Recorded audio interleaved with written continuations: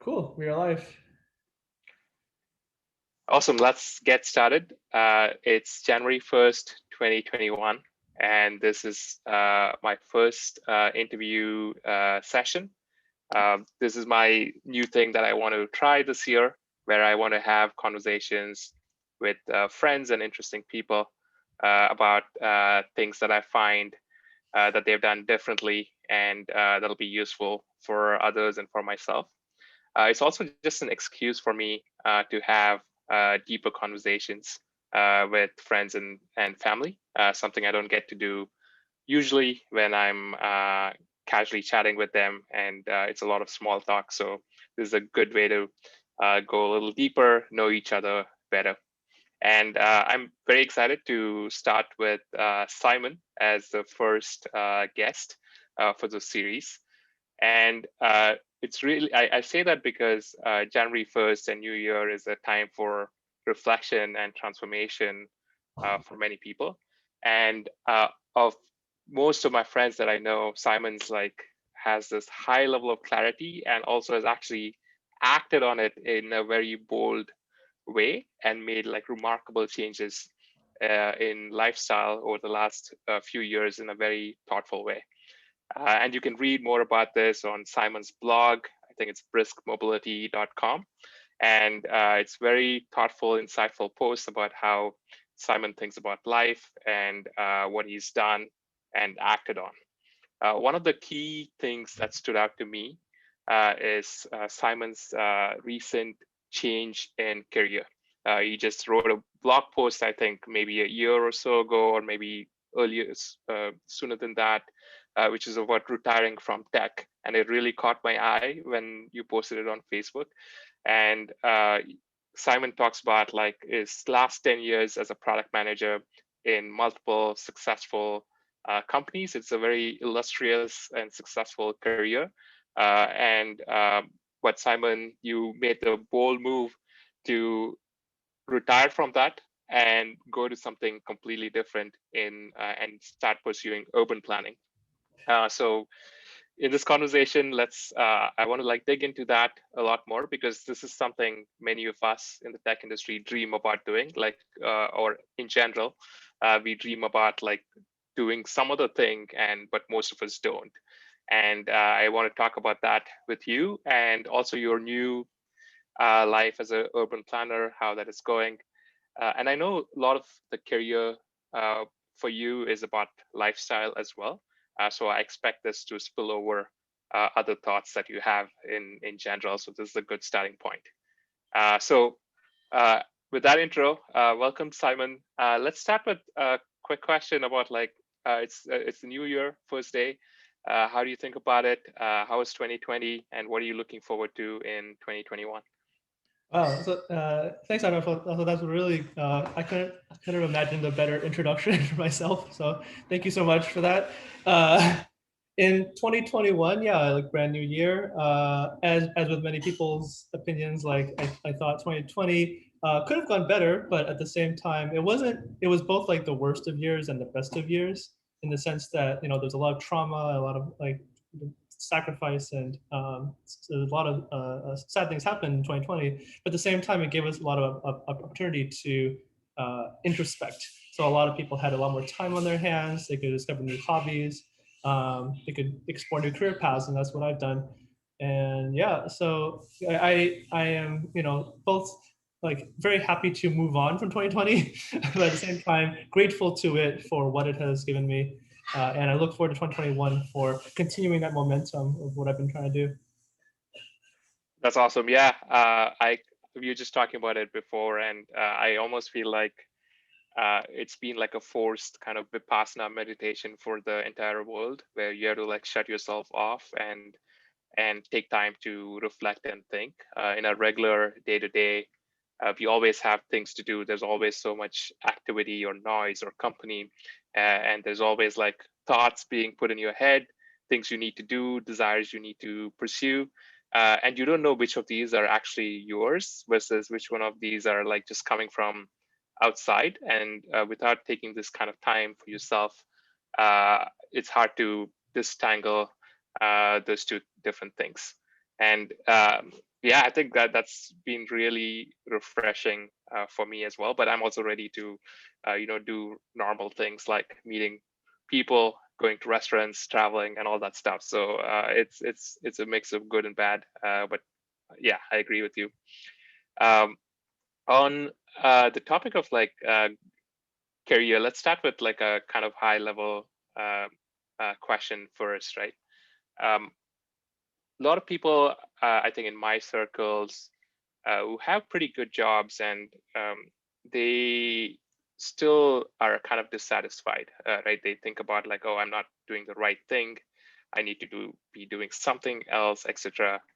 And it's very common. And I think I saw some stat online and even in your blog post about how like almost 50% or more people are dissatisfied with their jobs, and that seems like a core problem because we spend like a bulk of our life at work, and I think a lot of our waking hours are spent at work.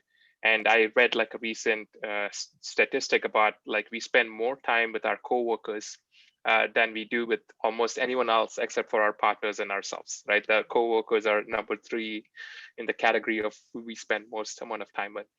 So work is like really uh, important part of our lives, and it's crazy that half of us or more think that we're not doing that right thing at work.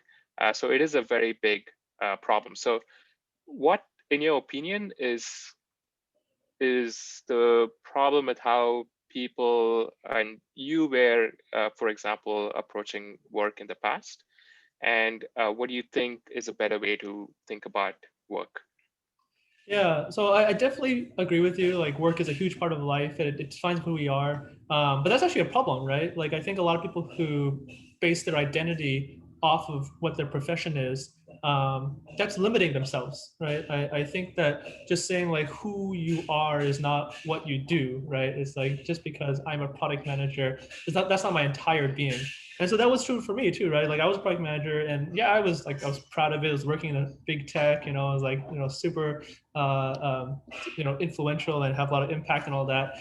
But at the same time, like a lot of my identity I felt was like I had other interests, I had other passions and hobbies and things that occupy my time and my mind bandwidth. Um, and so I think a good way to look at it is, have you heard of the concept of ikigai? Ikigai, like the Japanese like concept of wholeness of being and all. Yeah, somewhat. I've seen the diagram with the 4 circles, right? But yeah, uh, what are the 4 circles and what does it Yeah. actually mean? So basically, it's basically a philosophy that just talks about the reason for being. Like, why do you exist? Like, why are you? What is life for? And the 4 circles that they're basically like a Venn diagram of 4 circles. One of them is like what you're good at. One of them is like what the world needs. One of them is what you can be paid for, and one of them is what you love to do. And so, if you find something that combines those 4 things into one occupation, like that's perfect. That's like first of all, that's like impossible, but like the idea of like matching something that you can be paid for, what you're good at, what the world needs, and what you love, that is like the ideal career or life as it would be. But I think that most people can. It's as I mentioned, it's like pretty close to impossible to actually find something that matches all those 4 things. So my recommendation to people is always to identify what parts of your life and what parts of your interests align with those 4 things, and try to match a couple of them together, right? So I think for me, it was like product management was something that I can be paid for, obviously, this money wise, and like I'm relatively good at. Like I haven't, like I can do it pretty well, and so like that was my career for product management. At the same time, I really liked urban planning, and urban planning was something that the world needs better urban planning, and the world is something that I love. So it's something I'm passionate about. And so I basically took those 2 halves of myself, and I said, okay, like I'm going to dedicate my hobby time to learning about urban planning, participating in nonprofit organizations around that, just like reading about that, and then keeping my job as product management. And so I could actually have those 2 halves and feel more satisfied. But at the same time, it's like, well, okay, like there's a point where you don't need to be like you don't need as much of the financial support from your job as you used to at some point, perhaps. Like, I mean, again, not true for everybody, but like if you're very fortunate to have the financial means, you may not need the what you can be paid for bucket as much. And so you start realizing, well, I don't need that. I don't need to spend so much time there. I can spend more time in the other half of my life. And so that's kind of what happened to me. It was like I found that my work was good. I liked the career. At the same time, it's like I had this other passion that I wanted to explore more and I want to spend more time on. I just never got a. I never had the chance to. And I think like yeah, the combination of a lot of factors led to that jump into that move. That's awesome. So there are many things there. So let's piece that apart. So one is the concept of like yourself and identity. The second one is this entire concept of Ikigai and how uh, what you want to do does not actually align with what kind of pays you, and how to like navigate that. And the last topic that's I think interesting is like how you figured out urban planning is your passion, and how you understood that and how you did that transition. So let's like touch on all those three things. So starting with the first one, how did you mentioned that people mix their identity or rest their identity on their career and the job or title that they do. So why do you think they do that, and what's like the harm or downside of of that kind of an identity? Yeah, why do people do that? That's a interesting like psychological question. uh, I mean, I think people do it more in societies like the United States, where a lot of value is placed on status, prestige, power, money. That's a very American culture kind of thing. So I think that because of the way the culture around people in America is set up, people strive to be that thing that has more power, that has more money, that has more status. And I would say it's unhealthy. Yeah, I would say that like I mean capitalism is unhealthy. Like this, it's a very Marxist take on it. But I do believe that there's harms that come from that. Of course, it's positive too, right? Like capitalism is what drives innovation, and there's like we have lots of goods for cheaper, da, da, da. But it also has a lot of harm, and that's psychological harm, right? It's like people put so much value into being like promoted, getting more money, getting a higher salary than their peers, keeping up with the Joneses. There's just like so much of that culture that is harmful, and I think it's unfortunate because I would say in other societies that are less obsessed with making money and status, you can point to like some Scandinavian countries or even some Asian countries where it's just not as important and people just want to live a more fulfilled whole life. That tends to lead to less mental illness, less stress, right?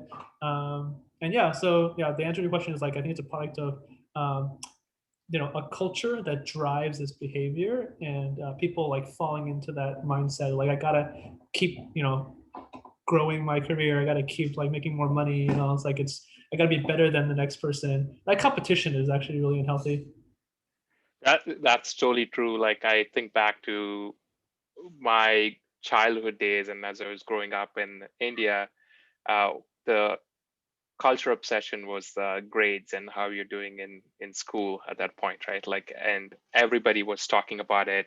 You go into like a family gathering and people are like, oh, my kid scored like this much, or my kid went into this prestigious university. Oh, and people are asking you about your grades and how you did in school, etc.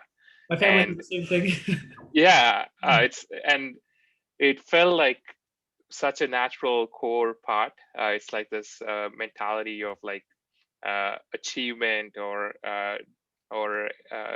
doing things in a certain way, or educational, which and I've met different families now, I've met different people, and that's when I realized that that's not natural, right? Like when I left that environment, I'm like, wait, this is not, nobody's like always asking each other about their education or schooling and grades. That's not a natural thing. There's a lot of other things going on. So yeah, so it is a big part of culture. But the second thing you said is like it's unhealthy psychologically because of the obsession that you have towards status and wealth.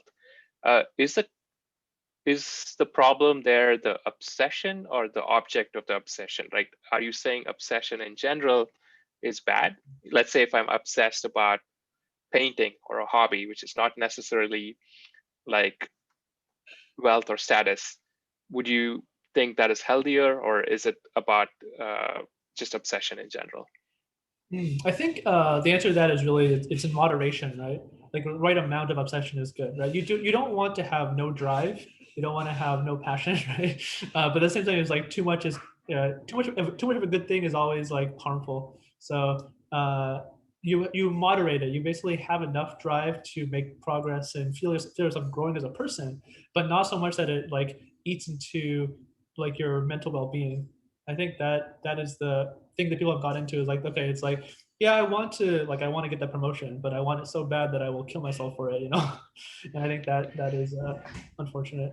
So I, it is the obsession and the lack of balance that accompanies that, and that's not good for wellness. And I can totally relate to that because I've been in situations where I've been obsessed about something, and it usually just causes lack of happiness. I might be successful in whatever I do, what I'm obsessed about, but it also becomes like sort of hollow because like I'm not fulfilled at the end of it, right? Like it's like I put myself through a lot, and then once I get what I want, I'm like, is this what I put myself through all this stress and unhappiness for?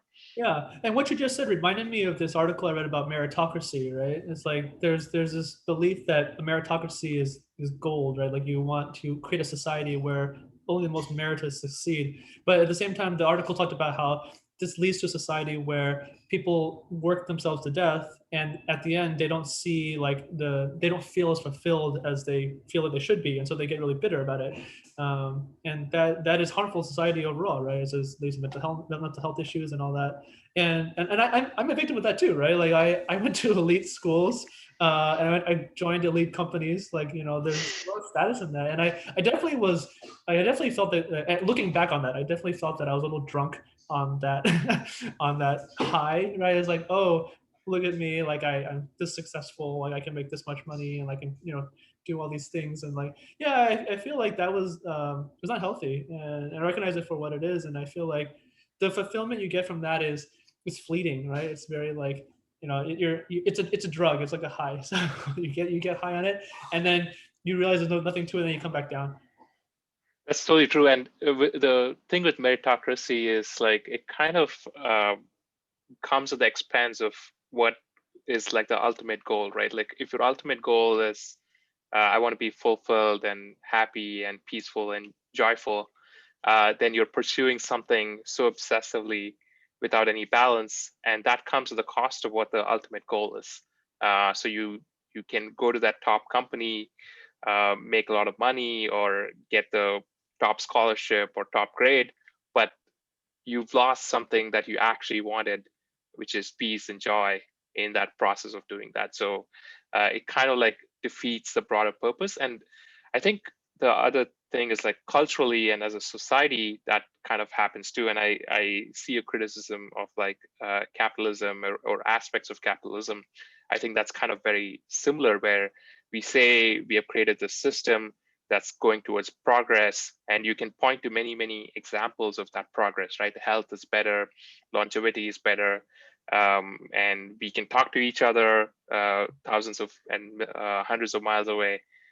So all these things are really good and did not exist in the past, but sometimes it comes at the expense of the joy and satisfaction for society as a whole, and which makes you question, right? Like if we go slower, if we can go towards the same kind of progress and same kind of technology and development, but take it a notch slower with more balance, as you said, uh, can we achieve both, right? Like we get our end goal of like peace and joy that we every generation goes through, rather than a bunch of us sacrificing for the future, which keeps eluding us, right? The next generation is probably going to be busier than this generation or equally busy, and that's what's happened, right? Like there's always been great improvements in productivity, but we still work the same hours. We still are as stressed as we were before, like 50 years more, yeah, if not. So yeah, that's a good, I like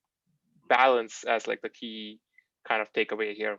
Have you watched the Quick movie side note there. Slow? This reminds me of something that I heard when I was in Australia. When I talked to people there about like how to measure societal progress and goals and all that, and they would ask me a question like, "Okay, so what would you say is a measure of a country's economy?" And then, of course, coming from the U.S., I was like, "The GDP, right? GDP is the measure of the economy." And they're like, "Okay, that's clearly like a totally capitalistic way of looking at it because GDP does not consider social welfare, social health, right?" And so I was really like awoken by that moment by when they all berated me for saying that because they're like, how can you Americans just think about that as like a sole indicator of success? So what is their measure in that case? What is a better measure? I mean, of course, they also have GDP, but they have GDP, but they add other things like longevity, health, like basically health measures, as well as poverty measurement, like measurements of how many people are lifted out of poverty. Yeah, I mean, it's just broader. It's like they think of more than just one number. That makes a lot of sense, and I guess some sort of like a life satisfaction over generations kind of metric. Like if this generation is much more satisfied than the previous generation, we are going in the right direction, right? Like, and I think that's, and you get what you measure. So the lot of emphasis on GDP is working exactly as you'd imagine it to in a very capitalistic society. So one last note on this topic is I don't know if you watched the movie Soul, and I think Yeah. it's a great movie. It doesn't feel like a kids animated movie. It's like seems much more targeted at adults.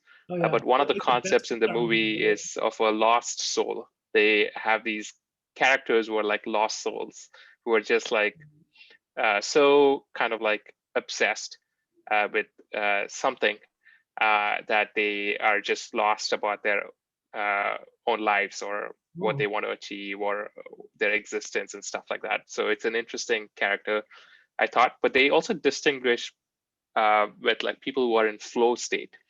So if you're obsessed about something and doing something and very engaged in it, like you're playing music or doing some sort of art and you're in that state, that's like they pictured that as a positive. So I thought it was a good distinction. There's like one kind of obsession which is like continuous and ongoing with a lack of awareness that is kind of harmful, and then there's like one kind of like kind of obsession and like engagement which is like really good for you, where you just feel like you're in a state of flow. So I think there's an interesting distinction there.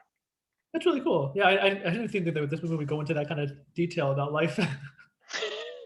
Yeah, it was like I didn't know what to expect, but it was like a pretty cool movie. It's just like Inside Out, I think, was modeling and breaking down what emotions are. I think Soul kind of is like modeling and breaking down what spirituality kind of is. So it's like a very interesting thing, and I thought it was less complicated than Inside Out. So which is like an interesting Like because like find it emotion. shows that our emotions are like much more complicated than like spirituality and like if you break it down. So Yeah, I think it's more like human minds are inherently built to make things more complex than they need to be. So yeah, we add ourselves to the equation. It's like we overthink, we overcreate.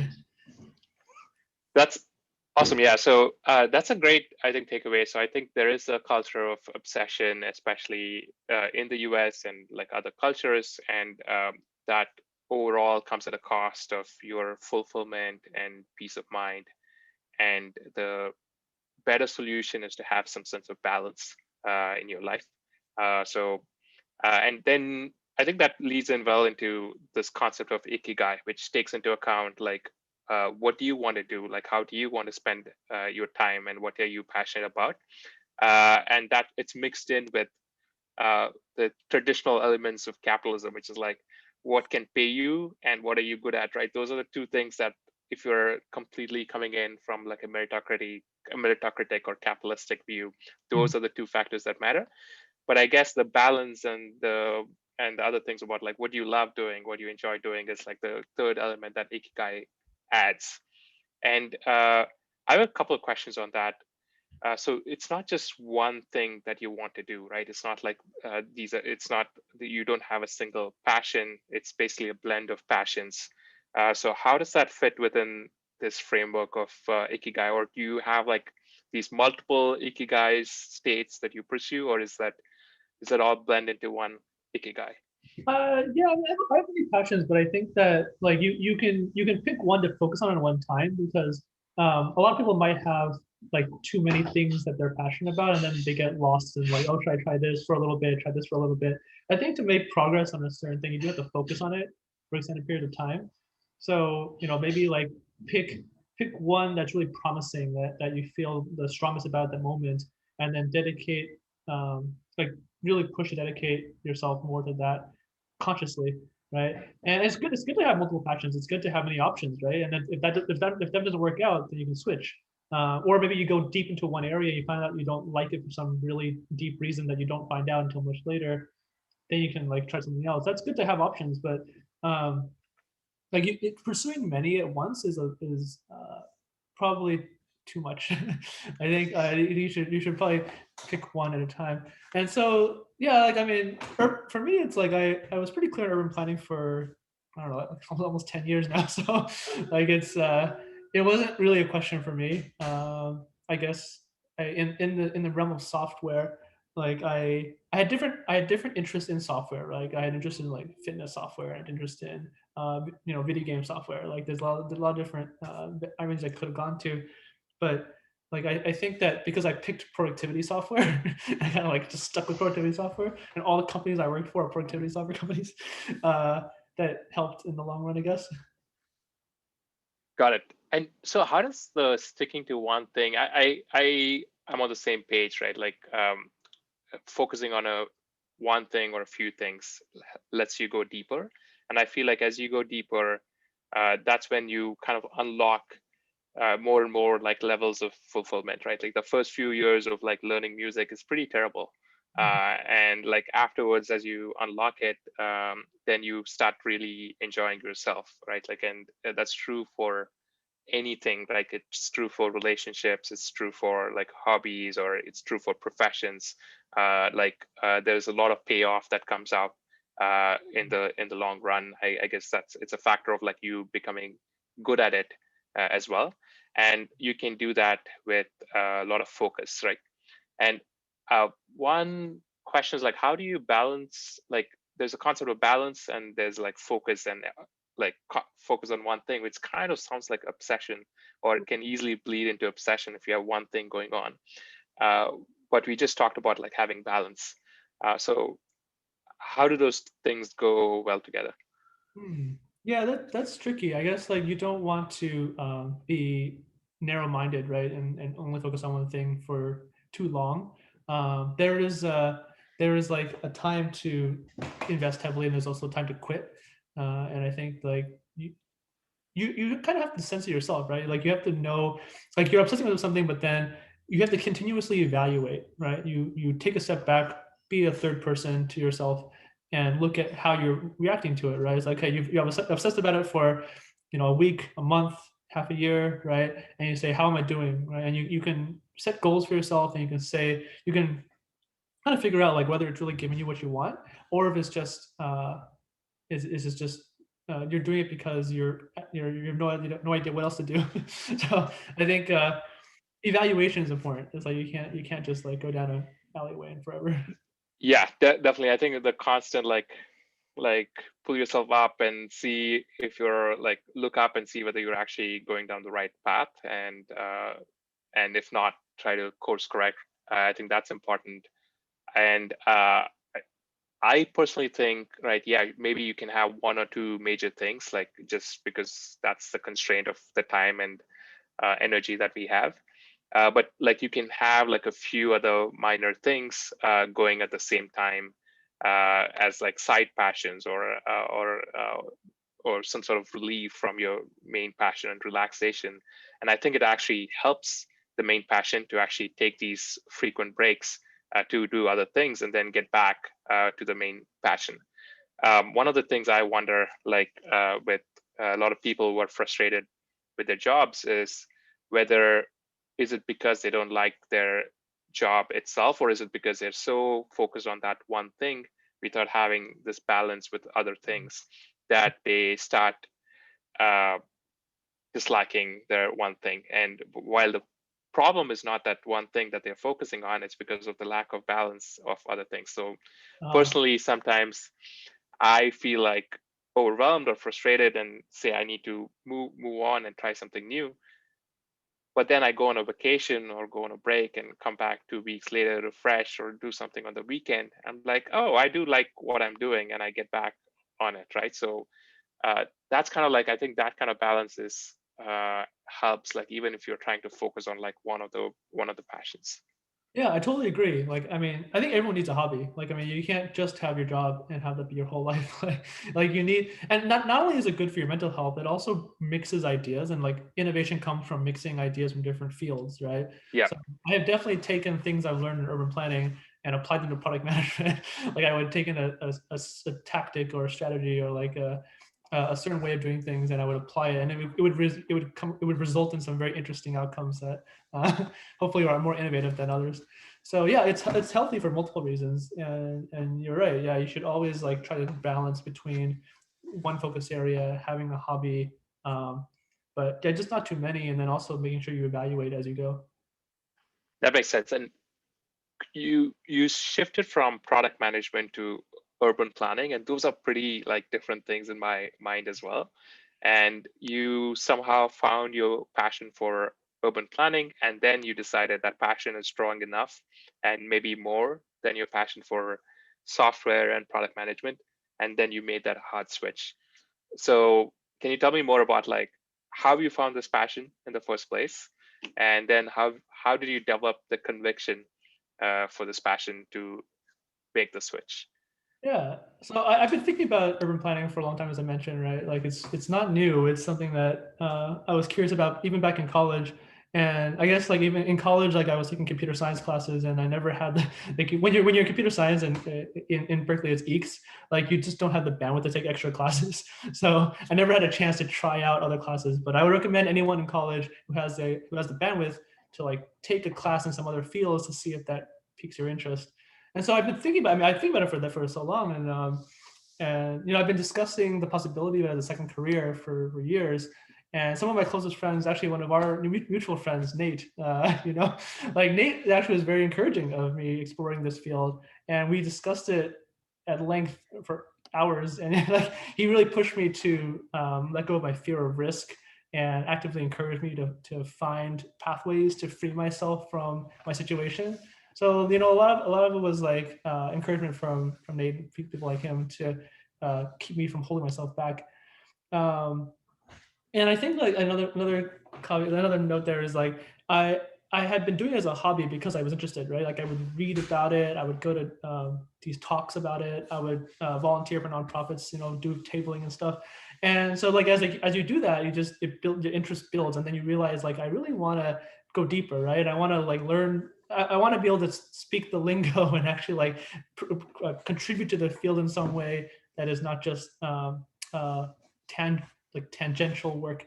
So and I think another thing I mentioned to my colleagues was that I have a newsreader, so I use Feedly, and I have all these articles that I read. And I subscribe to all these sources, and the percentage of time that I would spend looking at urban planning articles versus product management or tech or mobile articles, like it just shifted over time. Like over time, I just started realizing I just started ignoring the tech articles and spent a lot more time going deep into the urban planning articles. And that's when you kind of know it's like, okay, like your brain is telling you something. Your brain is saying it's gravitating towards this thing, right? And I just want to be more informed. I want to know more. I want to like learn about the solutions to these problems. So like yeah, I think the combination of good friends pushing me, and then also just like realization that uh, majority of my time was spent in thinking about this stuff really pushed me to do it. That's a really great measure, right? Like curiosity is like a good measure of like what you want to spend time on and what you're passionate about. So uh, I like that measure of like what articles are you reading, or what kind of videos or content are you consuming, and what are you talking about, and that is a good measure of what are you curious about. And I guess passion in some sense is just pursuing your curiosities, like whatever you're most curious about at any given point in time, you give yourself the time to go and pursue that. And I like how you saw that your product management was trending down and your urban planning content was trending up, and that's a good measure of like your curiosity and where your mind's at. So that's a very interesting way to think about it. Yeah, and of course, I mean, people will have many different hobbies and many different interests, and they might read different things, or not even not. I mean, people don't always read articles like I do. Like I'm kind of a news junkie, right? So I would say there's other ways to explore, right? Like the volunteering is good. Like just like as you earn like parties and stuff, and you're talking to people, who do you gravitate towards, and like who do you talk to, and what interests you, and talk about what they speak about, whose careers like do you want to learn more about. I think that also is a sign. And other curiosities that you had other than urban planning, you think that you didn't fan that curiosity enough, and maybe if you did like spend enough time on those curiosities, maybe that could have been your primary passion. So I'm trying to tease out to see whether there is some innate curiosity that we all have, and it might be unique to us based on our environment, on our interests, etc. And then there's a concept of like feeding that curiosity, and that becomes like increases the curiosity, and then you become more passionate about it. Uh, so I want to test that concept out on like feeding the curiosity, and I'm curious to see if there are other things that you did not feed and then it did not grow. Yeah, so I mean, the only thing I can think of at this time is real estate. So, like, I dabble in real estate not as an investment, but more because like I think of real estate as not investment avenue, like which is not normal. It's not typical. Most people think of real estate as like an investment vehicle, but I actually I have a distaste for that, and so like for me, it's like I when I had enough money and I bought places, I bought them for myself, right? I bought them because I wanted to live in those places. But then after a while, I realized like, okay, there could be a career here, right? There could be like I could take this asset, I can convert it into something else, like a duplex, and then start doing a rental business. And there's a whole avenue there. Like it's many people do it, and many people make a lot of money off of it. But and my family is in real estate too. My mom's a broker and all that stuff. So like I have the background and I have like the enough knowledge to get started, and I could have pursued that as a second career. And a lot of people do it for their retirement, and but like as I you know because I do manage properties for myself and my parents, like I get really like nitty gritty to the details, like get into the construction and then the tenant management and collecting rent and all that. Like, and so it always frustrated me. Like even to this day, I really hate doing it. Like the fact that I have to manage real estate, it fills me with dread. Like literally, like if a tenant calls me or messaging me about something, I literally like tense up, and I can feel myself just like I just want to reject this. Like, and so and so knowing that that's how I felt about it, I knew immediately that I could not have that as my second career. It's like if I had a second career in real estate, which I totally could and could make lots of money on it, I would be so stressed out and hate myself and just be I'm the worst person that I would ever imagine myself to be. So I was like, okay, that's how I know that I don't want to nurture this. I don't like this feeling. I don't like how it's going. I want to divest as fast as possible. Like if I could convert all of it into liquid assets, I could, I probably would. But at the same time, it's like I would rather have like I want the real estate to live in. Like I want to live in Vancouver, right? Again, I want to live in these places. So it's really not. I don't want them to be money making machines. I want them to be like homes. So I think that's the difference of how I and other people see real estate, and that's why I can't have it as a career, because I can't take it seriously as a career. That's very interesting, because like I think it also kind of points out to the problem with like these broad terms like real estate, right? Like from what you're describing, your curiosity was not about real estate, which is like this broad thing. Your curiosity or your passion was like about like you wanting to live in different places, and once you like gets bucketed into something larger like real estate, which includes a lot of other things that are not a part of your curiosities, and then you start disliking the entire bucket. But the problem is more about like putting that like tiny slice of curiosity that you had and tying that to this larger theme of real estate, and which is not exactly what seems like what you want to do. That's a good observation. Yeah, I didn't think about it like that. Like I didn't think about like me associating something that I was interested in doing with something that I eventually hated doing. And so, yeah, that's a good way to put it. Like I definitely think that's a good warning sign as well. Like I think if you can you disassociate the elements of something you like versus the ones you don't. Like even in tech, there's things I like, things I don't like, right? And can I disassociate those two and find purpose and passion while working as a product manager? Yeah, I could. Like despite the things I didn't like about the industry. Yeah.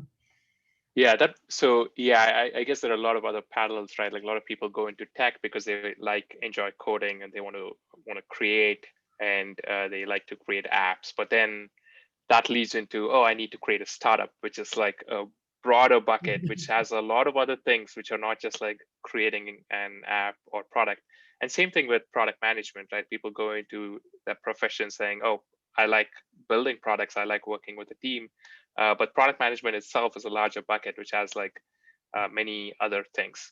But having said that, one of my friends, like this was 10 years ago, told me about this concept of paying tax, right? He said everything that you want to do always has some tax associated with it, right? You can't go tax free. You can't just say, I want this slice and nothing else around it. And that's like a dream world.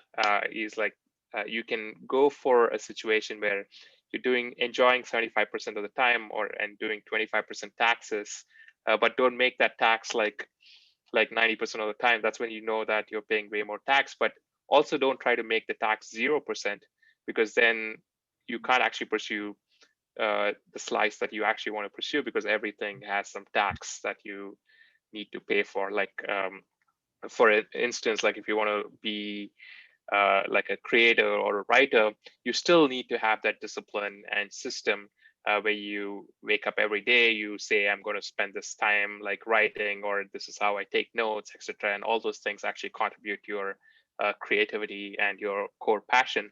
And if you don't do that, then you're going to lose out on the creativity or like the actual passion itself. So I took the concept of tax to heart, because like I really disliked a lot of portions of my job or work when I started out. And to me, the concept of tax is like, oh, that makes sense. So every job that I go into, or every hobby or passion that I go into, I realize that there is some tax that I need to pay, and that's just a part of how things work. It's a really good piece of advice. Like I think that recognizing when the taxes become too high, like if it crosses a certain threshold, like 40 or 50% of the stuff you do, that's also a sign that you should change your life a little bit. Yeah. There's a other thing based on what you said is like there's like a hobby or passion that like on the Ikigai circle, it's like what you like to do or enjoy doing. But when you start making that focus more on like how do you like make money from it, I think it's sometimes like poisons uh, the hobby, because like it expands your like sliver of what your passion is to something much more broader, and it includes all these little things like or a bunch of these things that are not actually enjoyable to you, and then it spoils your original hobby that you wanted to pursue or start with. So it's an interesting balance to kind of maintain. On one hand, while it's nice that something you enjoy doing also pays your bill, uh, if paying the bills becomes the primary reason, or earning money becomes the primary reason for doing the thing you enjoy, it kind of like eclipses what you enjoy, and it changes the nature of that. Yeah, if you have to become dependent on it for the money and you're not able to, like let's say you work in an industry that is, well, I mean, investment banking or tech is a good example, right? Like I haven't really heard anybody who really loves investment banking, but they make a lot of money and they do it because of that money, right? And so when you become too dependent on that as the source of why you're doing something versus versus whether you're passionate about it, I think that is it's a warning sign as well. That leads me to one of the main topics that I wanted to talk about, which is finances, which is like, it's not easy to kind of make the decision that you did. You were in a lucrative career, and as you grow there, there's more there in terms of like how much more lucrative it can get, and how much more you can earn. And tech is doing really well. Software companies are booming. Product managers like you with this great experience are in great demand, right? And it's hard to drop all of that and say, I'm going to go into this other field and I'm going to start from scratch, and my income from my job is going to go down to zero, and I'm going to take on debt to go back into university. How did you prepare for your finances, and how do you recommend others go about it if they wanted to make a similar switch?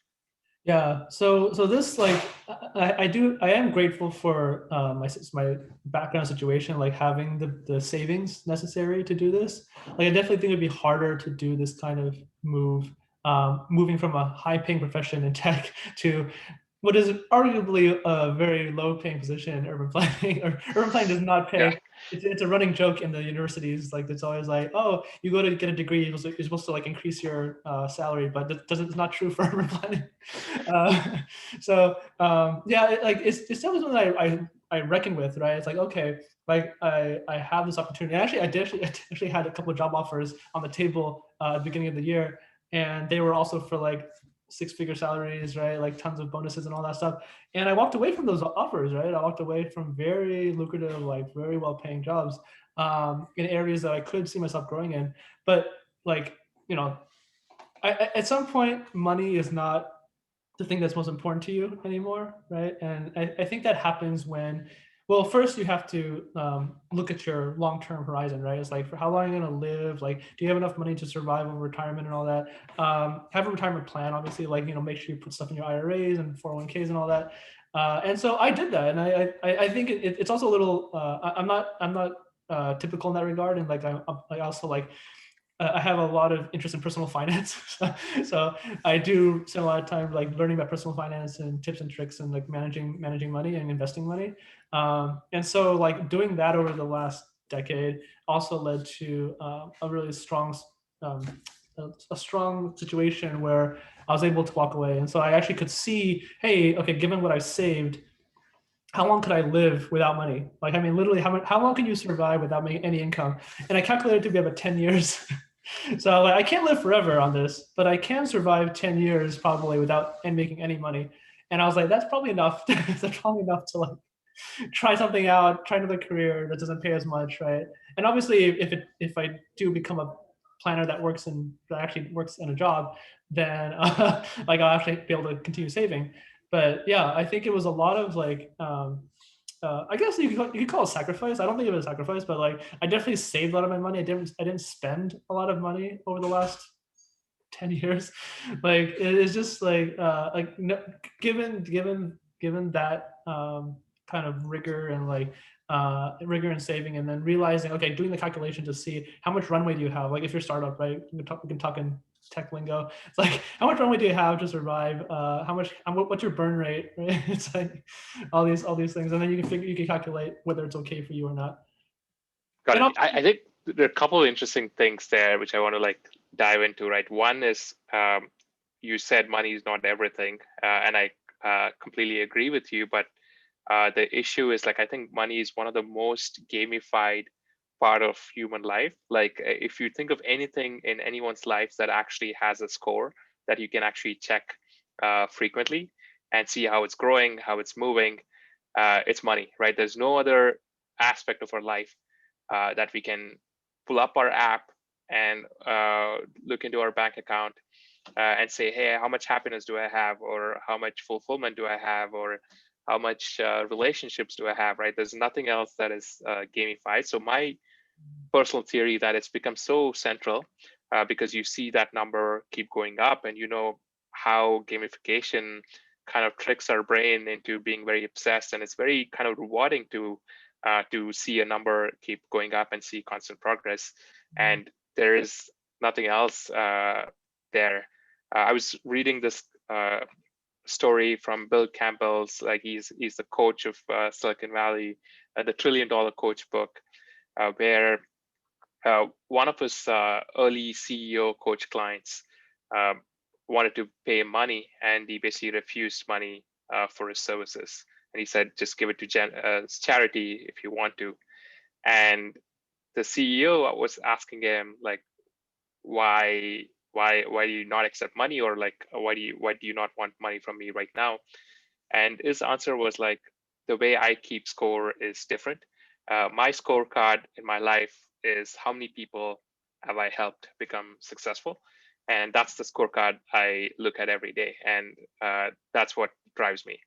So I think the way to get around the obsessiveness of with money is not to dislike money or hate the concept of money, but it's about like creating an alternative scorecard that is actually as visible and more meaningful because you created it for yourself and set it for yourself.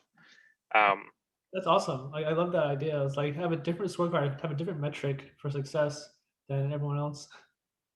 yeah, and it's something you created, not something you were born into, something that's like put on you by others. And so I think that's an interesting kind of concept.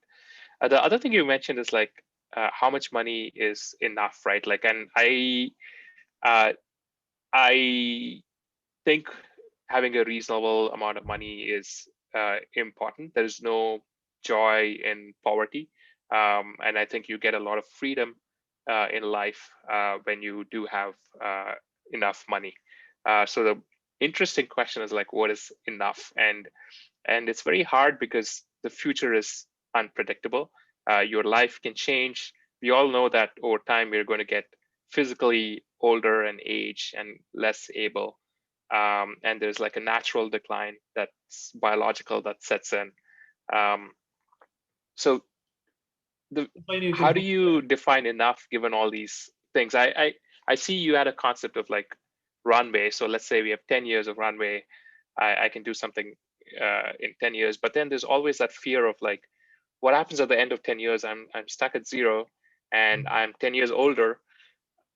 What do I do now? Like, can I actually like go back, or is my life going to be worse off 10 years from now? Yeah, well, I would expect that someone doing this would not actually just wait 10 years to see what happens, right?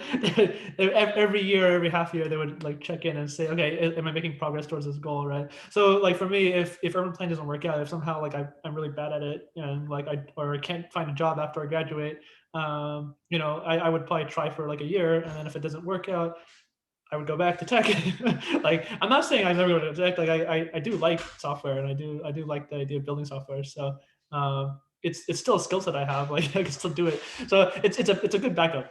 And then if all else fail, I can always go do real estate and screw my life. But if I'm really desperate for money, but like yeah, I think you evaluate. You don't just wait for the runway to be over. Um, at the same time, your point about like how do you know like it's different for every person, right? Like if you're having a family, for example, right? Like right now, I don't have a plan to make a family, so like that's not an issue for me. But like if you were heading into having a baby this year or next year, obviously like your mindset changes a lot, right? Like and you're gonna need to save more. About 300,000, I think, is the number in the U.S. to raise a baby from 0 to 18. So like you need to have that amount of money sitting around, and so that changes the calculus a little bit. At the same time, like having a partner that helps you with that, and having a partner that is willing to keep working at whatever career they have to support you, that's also a very beneficial thing. So like that's also something that is a benefit to people who are married. So like I think that you for me again, I'm very unique and very different than many people, so I wouldn't like use my example as like the teachings for everybody else. But every person has to evaluate their situation, evaluate how much they can run with, how much support they have from other people around them to do that, right? We have other friends who are like I have friends who are pursuing new careers as well, but then their partner is working their full-time job to keep the family afloat, right, while it's happening. And I think that's a good thing. It's a healthy thing, right? It's something that like it's something that allows people to explore that space that they couldn't have before. So every person's different. I think this is where finances are very unique and very like personal. That's what personal finance. So I think it's something you have to suss out for yourself and do the math, right? Like actually do the calculations. That makes a lot of sense. And like in terms of like as you're saying it, you're thinking of your new switch to urban planning not just as like a hobby, but you expect that to ramp up in terms of income over time. So by the end of you're giving yourself like 10 years of runway for that to ramp up and be enough to cover your expenses. So it's different from somebody who says, hey, I'm just going to be doing something completely for fun, so I'm going to write my blog or pursue something which does not have like a potential to ramp up, right? Like, I would say everything has a potential to ramp up. Like even a blog, like you want to be a YouTube influencer or whatever, like you can monetize almost anything. So if you really wanted to turn that hobby into a career, you probably could find some way to do it. So I wouldn't count that out. Like I wouldn't say any hobby is not monetizable in some way. But then it's a question of how much money can it bring in, right? And so there's a limit, like to how much a blog can make, or how much a certain if you're a YouTuber or whatever, right? And even urban planning, there's a limit. Like there's definitely like hitting six figures in urban planning is not like a common. So it's like you have to realize that, and you have to basically say, okay, given that kind of salary, could I live a reasonable standard of life for myself? And based on my calculations, I can. Like based on how I spend money, and the lifestyle that I live, like I think I can. So I think it's actually fine. and I think that's the core second thing I'm hearing from you is the lifestyle, right? Like it's about like picking and choosing what you really want and eliminating everything else rather than just like being opted into like a lifestyle that like without being very thoughtful and intentional about it, because it's very easy to ramp up an expensive lifestyle. And what you have done is like you have picked like what is really essential for you and you're spending on that, but you've picked a lot of things that you don't think are essential and you don't spend money on that. So I think that's a great lesson there, because I don't think that's the normal course of action for most people. I mean, we live in a society of consumerism, so there's always like, buy this, spend on this, spend more money than your neighbor, right? And that's also like it's part of capitalism. It's like what drives the economy is like people wanting more stuff. So if you're able to let go of that, if you're able to like just kind of ignore that and don't buy things, like it helps a lot. Yeah, and you're always like fighting that battle, whether you know it or not, where there is influences around you that are trying to get you to do a lifestyle that you don't want and which might actually be at the detriment of your actually fulfilling and satisfying lifestyle. And yeah, that's something to be cautious about and fight against, because naturally those influences are going to win if you don't intentionally do something else. That's a really good point, and like being conscious about how you spend, right? So as you spend on something, make sure it's being put towards something that will give you ultimate satisfaction and not a temporary fleeting high, right? That's totally true. I think both for money and for your time and energy, and all those are like I think important resources in life. And I guess money is in some ways time. You can always convert like how much money I'm spending on something into like how many hours do I have to work for it. One of my friends does this exercise where he will go to a shop and he'll want to buy something, and you'll be like, well, that's like me working for 2 hours. Do I want to actually work for 2 hours to get that thing or not? And I think time is much more like tangible, and it kind of like um, hurts you a little bit when you say, well, I need to spend like a day working for that. Is that actually worth working that day for? Because when you have like a bunch of savings and money, you no longer think very carefully about how you spend the money, but time is still valuable to you because we never get extra time. You always are running out of time. So converting to time has been a useful exercise for me when I'm deciding what to spend on and what not to spend on, both for money and for time itself. Yeah, no, it's good, perfectly good advice. I want to like go and spend like a few more minutes on urban planning itself and main things like you've been in it for around 6 months now. Is that right? Yeah, Or I more? mean, I wouldn't say when you say I'm in it, like it's not like I'm working full time, right? I'm not like I am working part time though. I have a part time gig as a research assistant so it's like it's for a consultant like a consulting firm that's through the university. So it's like I'm basically paid by the university, but then I'm working for a different firm. But yeah, like I'm actually like working, but not. I wouldn't call what I'm doing like full time urban planning work. Like I'm not actually looking at plans and like not talking to citizens and I'm not like creating those kind of things. I'm really just doing research on high speed rail actually. Got it. And you're also full-time university. You're taking Yes, courses. So taking I would courses. consider that full-time in urban planning right now. You're doing university plus you're doing work. It seems like more than full-time to me. Well, I mean, graduate school allows that kind of flexibility. Graduate school plus part time work is a pretty good mix. Got it. And so, what are the most interesting things about urban planning to you? And you mentioned it's like something the world needs. And can you talk a little bit about like what are the problems that you see? What are the gaps? Why does the world need this? And what are some interesting things that you have learned like over the last few months or like in the past that you think you should be acting on and working towards? Oh, yeah, it's I mean, it's a pretty big question, but I think the most enlightening thing for me about urban planning is that when you realize like how much it impacts the daily lives of people, like regular citizens on the ground, going to and from their jobs, shopping, like daycare, whatever it is, right? Like the structure, the built environment around them matters a lot, right? Matters a lot in like their mood, matters a lot in like how much stress and time it takes to do something. Quality of life is like is all based on that. So like the ability to impact people on that profoundly fundamental level is really intriguing to me. It's also societal structure, right? Like if you think about cities and cities. You can think about cities as one thing, but also like just communities and other things. The communities could be rural as well, but all of the things that urban planners do are kind of shaping how people interact in a society, right? Like if you create a plaza, like you're inviting people to share that space and inviting people to meet people in that space, hang out in that space, entertain themselves, like feed themselves, like all these things that happen in these kind of spaces, and it leads to new sparks, new connections, new social dynamics, right?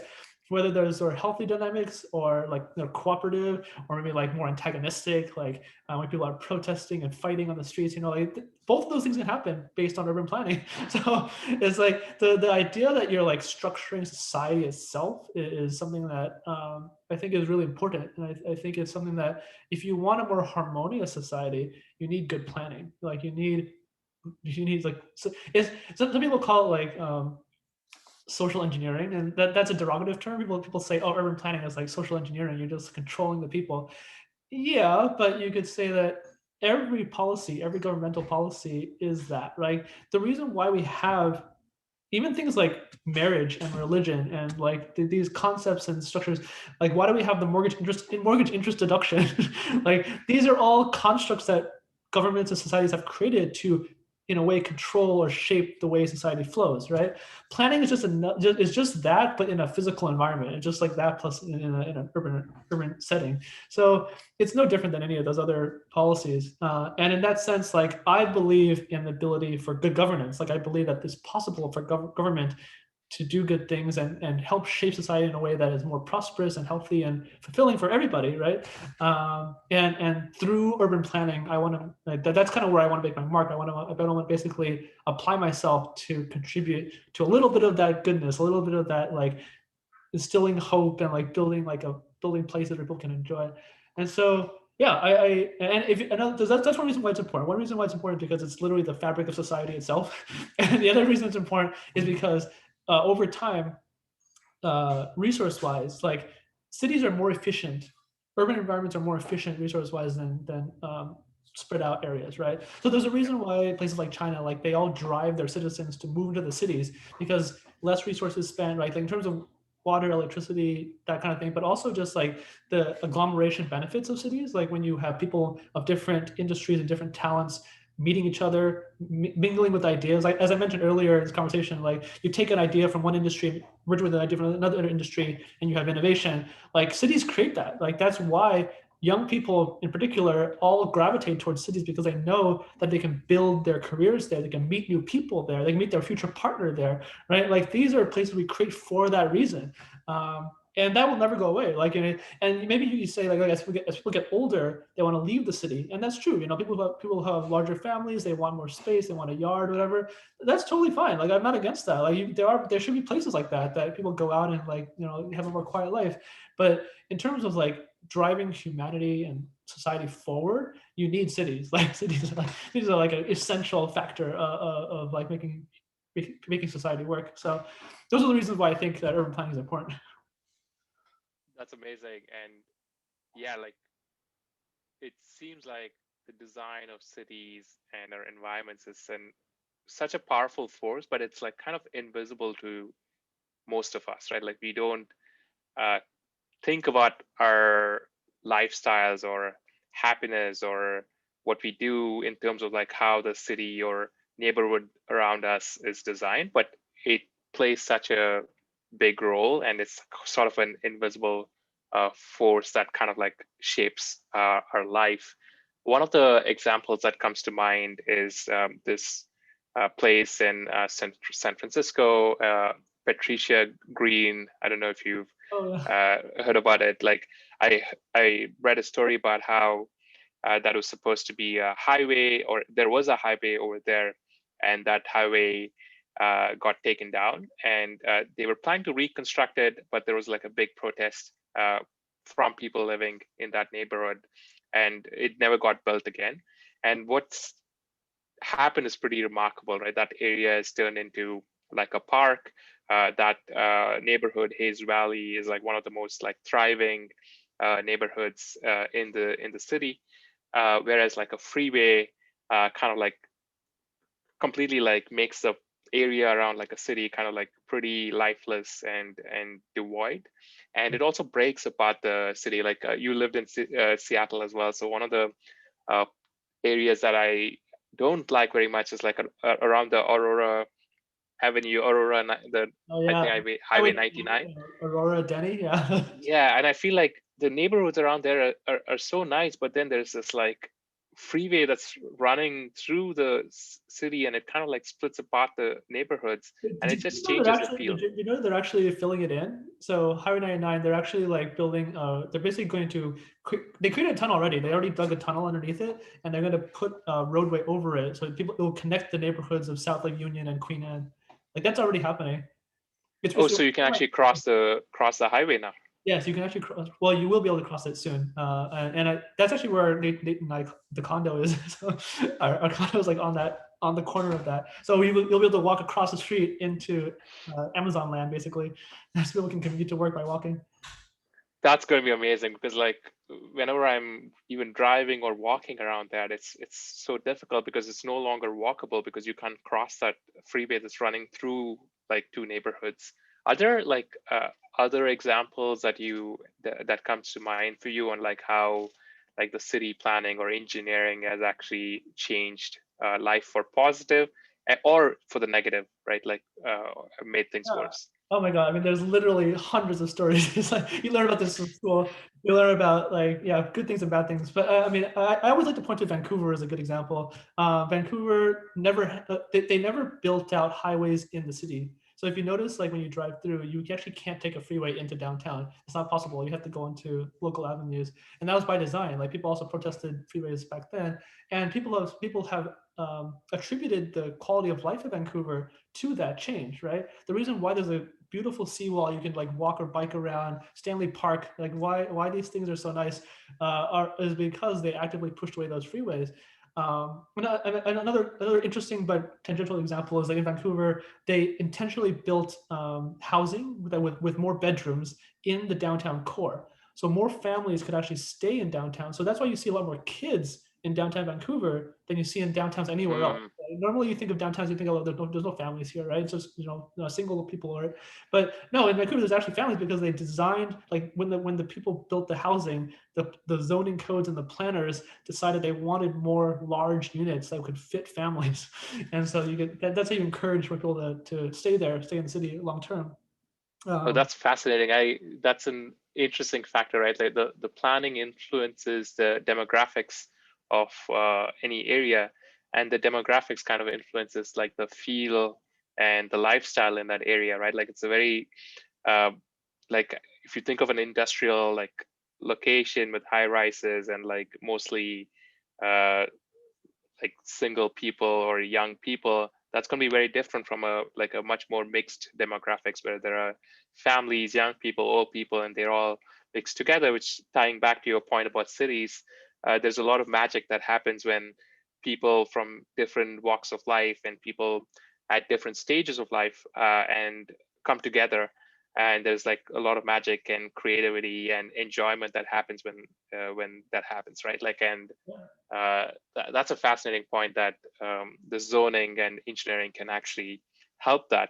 And going back to you sounded a little defensive about like social engineering aspect of planning, but my opinion, just like listening to these examples, is intention is always good, right? We do it in our personal life where we say, if we do it in a certain way, uh, that's going to be better for us or more enjoyable for us.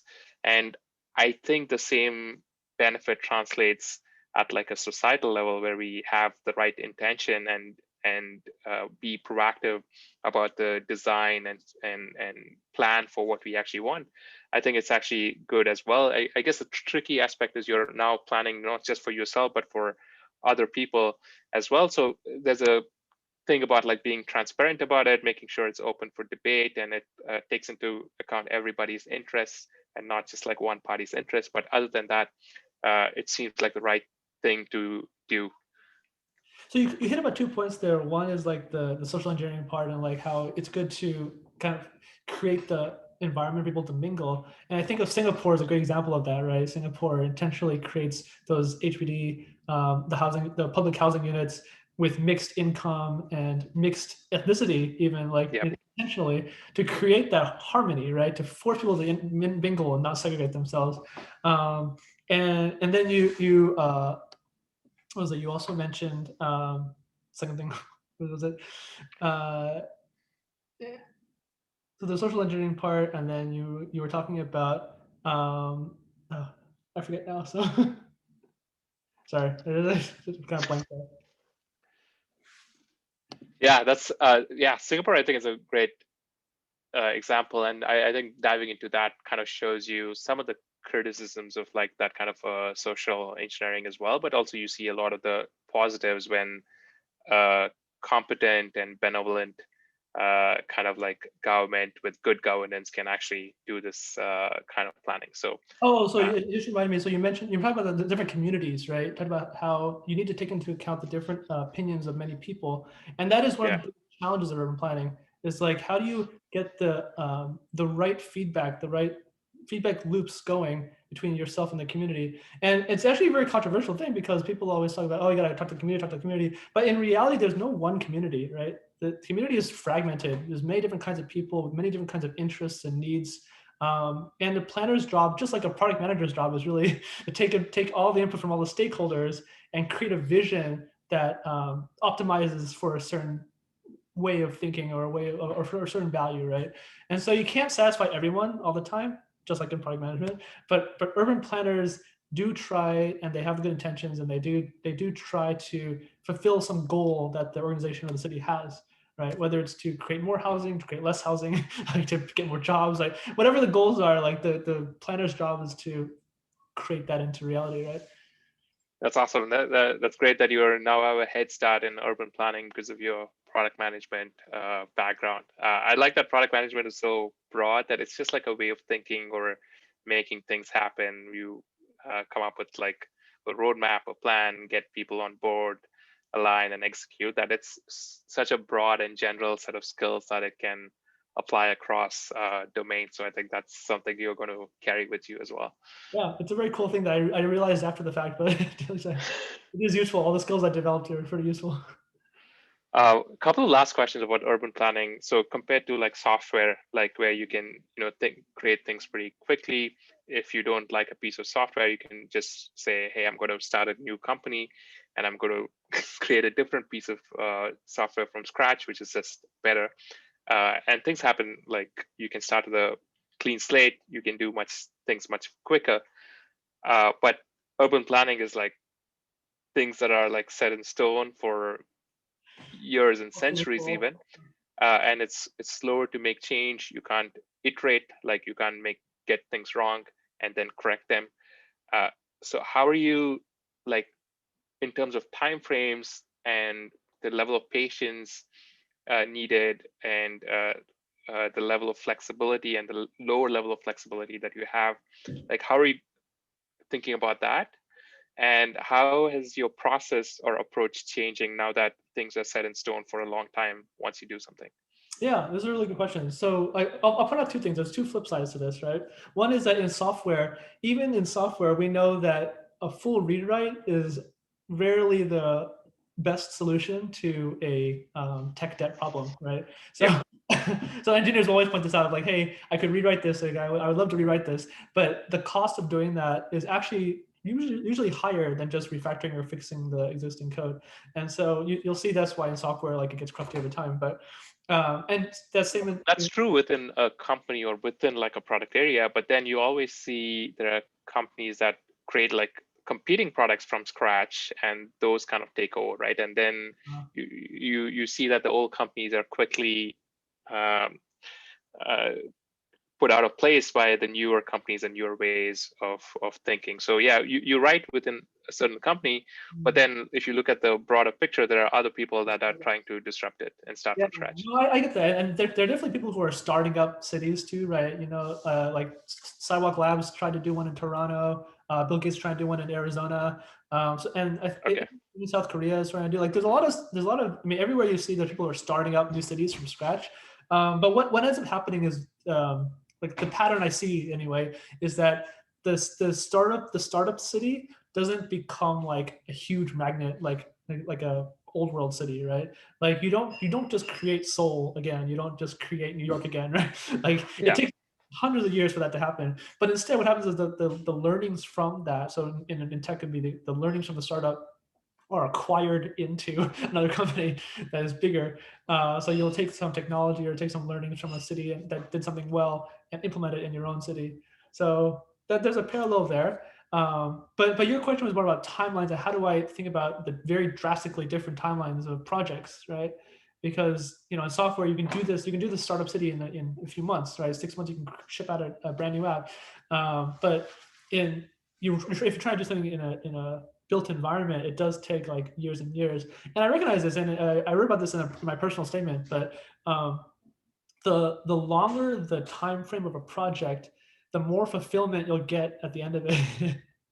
So, like, if you actually accomplish something like building out a new light rail for Seattle or building out the new high-speed rail projects, right? Like, that is a monumental achievement. That's like a lifetime achievement, right? It's like you can look at that and be like, that's going to be there for the next 100 years. so, whereas software, yeah, you build something in 6 months, but then it's probably going to be deprecated in about a year or so. So, it's like, easy come, easy go.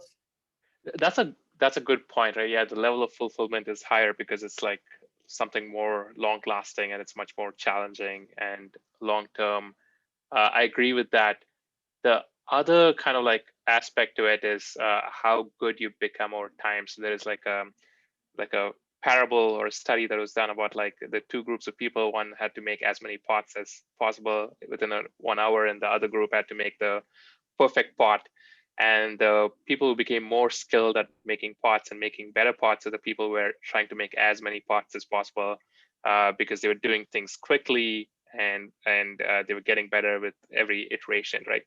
And so in terms of skill development and getting better at that craft, uh, this long kind of horizon and lack of like experimentation or like how quickly you can cycle through it kind of poses a challenge. Yeah, you have a really good point. And the way I think about this in my career is actually my plan for the career is to start out at something like a consulting firm where you can see a lot of different projects at once, right? So you never actually see a project through to its full completion, but you get to start or be involved with many projects over time. And so after a couple of years of that, I expect that I would have built up some experience. And that's kind of my way of dealing with that problem is like getting to touch a lot of projects and getting that experience from being at a place that does a lot of projects, but then settling into something long term. Like at the end of my career, I would hope that like I will sit for a good 5-10 years on something and actually deliver a major infrastructure project at the end of it, and then I'll die. So at that point. That sounds like yeah. I guess it's like the optimized for breadth at first, and like seeing the 10,000 feet or like maybe 1,000 feet across, but then you need to stay in a place to actually get down to that 10 feet where you're actually doing that work and also are living with your consequences, right? I think that's the concept of being a consultant or a generalist versus like working on like a project and living with the consequences. I think that kind of tension exists, and definitely there are benefits switching from one to another.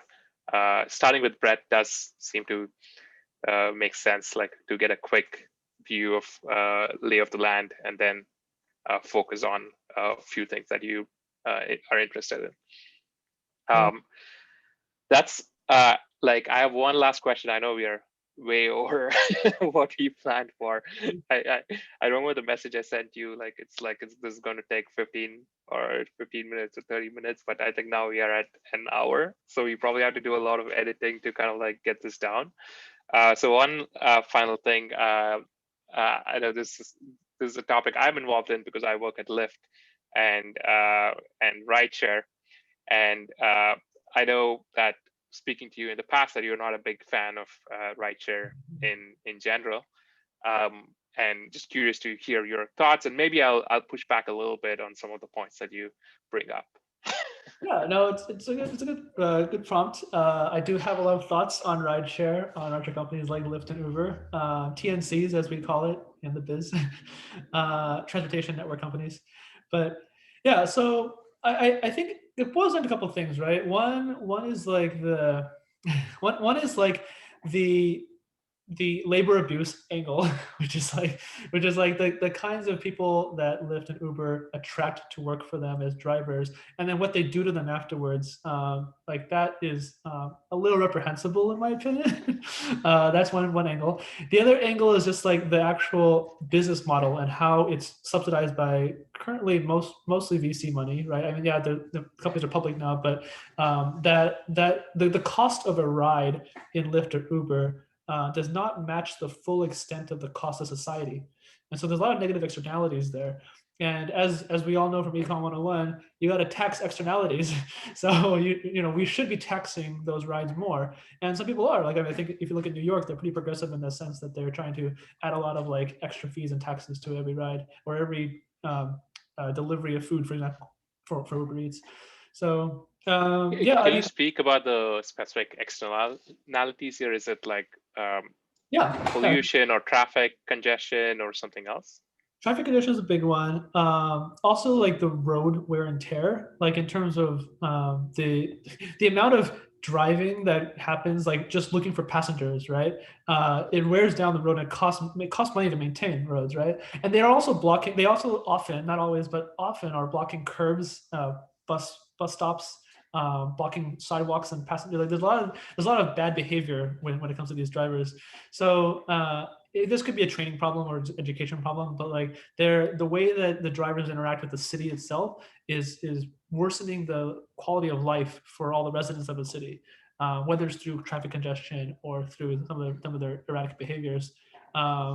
And also, I think that the reason why the traditional taxi industry has caps and medallions and all that, right, is because cities knew that you didn't want to unleash like unlimited numbers of drivers onto the roads because everyone's gonna just like gunk up the roads and it's just gonna. And I think the medallion system was created for that reason, to control that. And if Uber and Lyft don't have the same kind of caps on numbers of drivers, yeah, the result is what you see in San Francisco, where you just like 30, 50% increase in traffic congestion due to TNCs alone, right? It's yeah, that's kind of like the crux of my problem with them. But it's the other flip side of this is also the broader tech angle. So I have a post about this. It's about like, you know, the reasons why Uber is like the worst thing ever for for tech. Like, it's representative. Like Uber represents the worst about the tech industry, and that is elements like growth at all costs, VC culture, right? The elitism and the godlike nature of their CEOs, right? There's a whole like, you know, there's a whole post about this, but the essence of it is that like the idea of a TNC as it is today in tech, as it's currently structured, it could change, but like as it's currently structured, definitely exhibits the things that I dislike the most about the industry, and therefore yeah, how that to be said, like I do have a lot of friends like yourself who work in TNCs, right? I have friends that work at Uber, right? Like this is I don't want to put any name or shaming for those people, right? It's like it's not about the employees. Like I don't think it's the employees' fault. They're working in a system, right? It's the leaders, it's the founders, and it's the VC culture. It's like it's all of it, right? That is leading to this. It's not just the individual contributor work. Yeah, I mean, I partially agree and partially disagree with that. I think employees who are particularly well paid or have options for pursuing different kind of jobs do intentionally choose to work at a certain place, right? So I do think there's a sense of responsibility that falls on the employee's shoulders, especially when you have options to do other things, to make sure that what you're doing actually aligns with your values and hopefully like overall like good for other people as well. So one of the things I do like want to hone in on is like whether it's a better solution or not, right? Like putting aside like the VC culture, the technology, and all that stuff, right? Is the concept of like having shared car rides in cities, like is that actually better? Like of course everything has externality in the world, right? Like it's not right to compare it in isolation, saying this particular mode of transport has externality, but then you have to compare it against what is the alternative or what is it actually replacing. Is it better or is it worse? So that's one question. And you can point to benefits like rideshare companies do on uh, overall, if this continues like for the 10 years or so, people own less cars.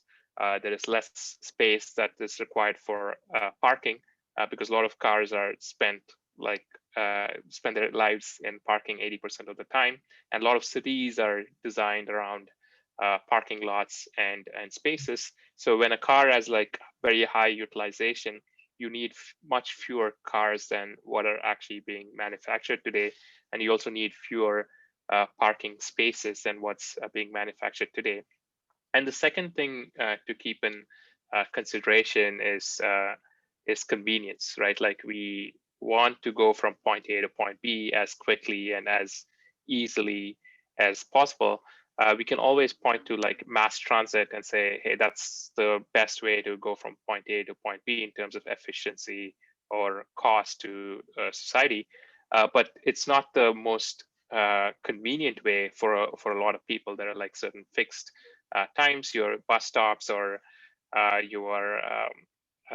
not as close to you. There might be like walking. So there's a particular use case where this kind of fills in the gap. The rideshare kind of fills in the gap between like mass transit, and I agree that there are lots of use cases where mass transit is probably better, but I also see that there are lots of use cases where mass transit is not serving, and I don't see it practically serving those use cases. And in that case, what is a better alternative if not for shared rides or shared cars?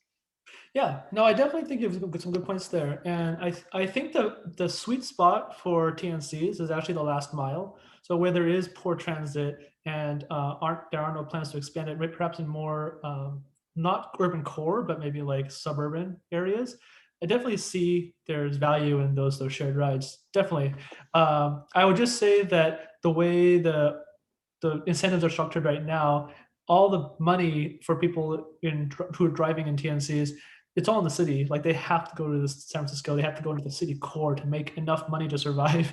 They have to have enough rides. They have to have the volume of rides necessary to survive.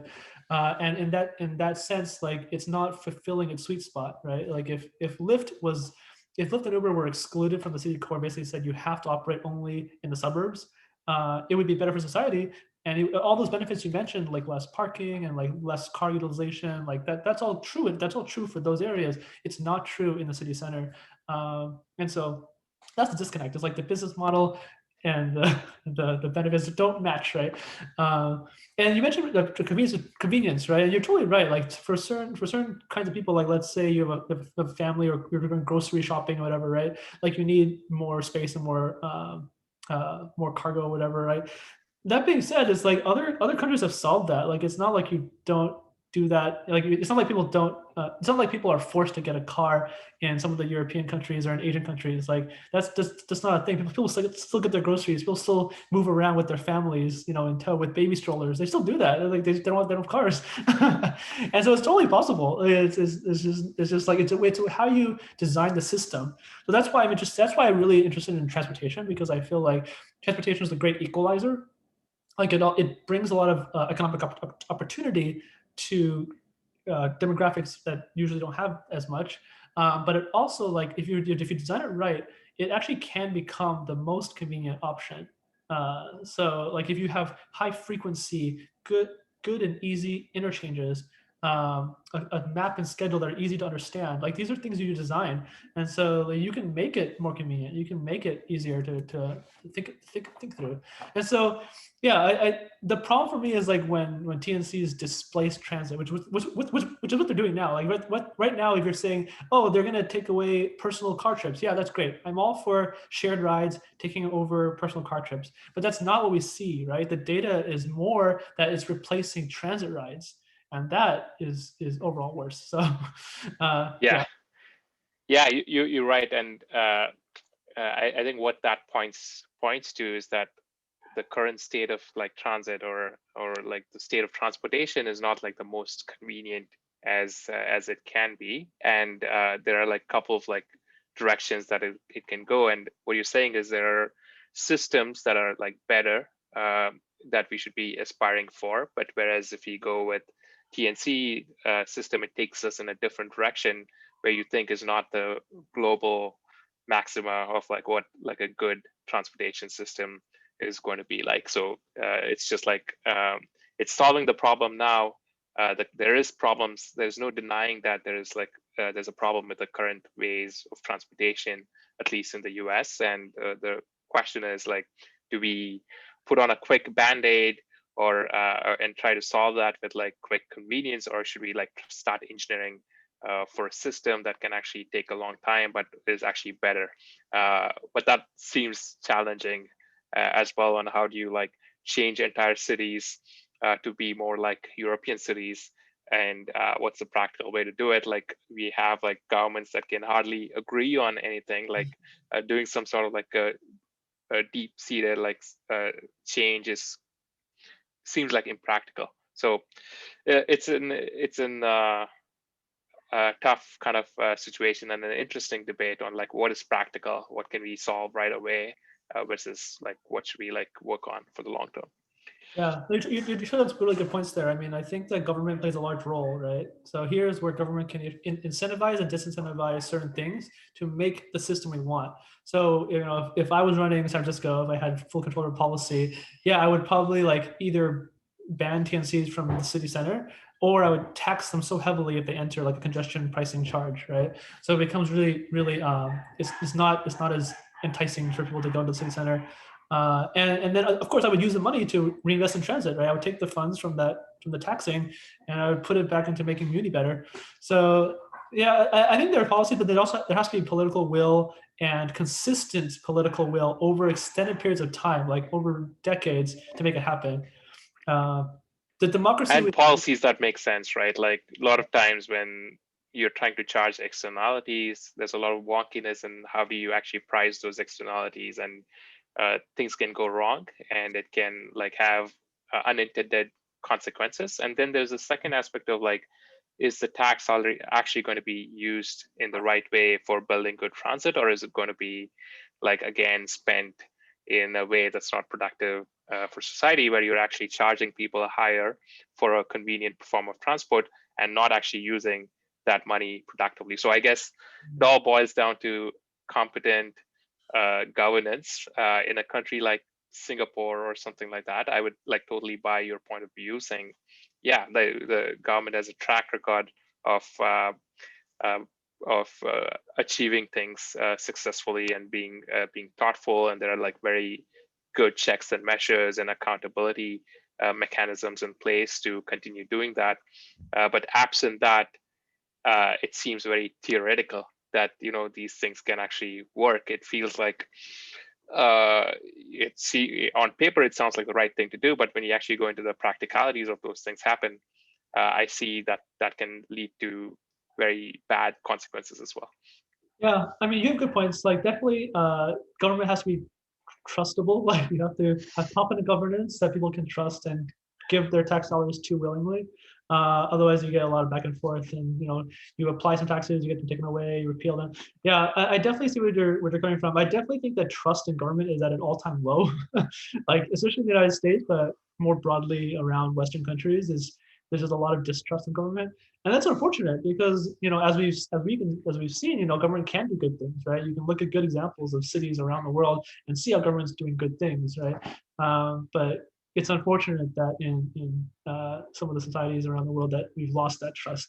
How to build that back is exercise above my pay grade right now, but it is something that I'm looking more to read about and learn about in the future.